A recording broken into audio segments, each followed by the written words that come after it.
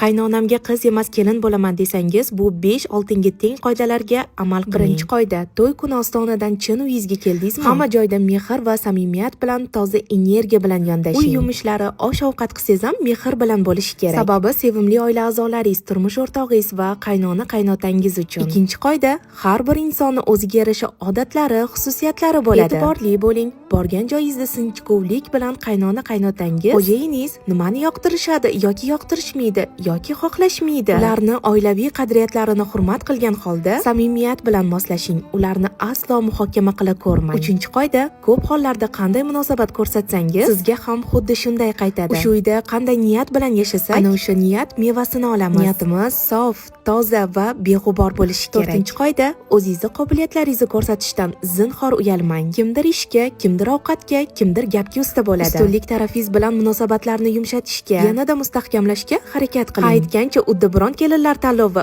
Bavi kislorodning achishsizligidan foydalanishni unutmang. Beshinchi qoida: bu qo'rg'onni o'zingizning chin uyingizdek qabul qiling. Men o'zimni haqiqiy uyimga mana endi keldim degan fikr bilan yashasangiz, inshaalloh chin uyingizda kelin emas, qizdek bo'lasiz.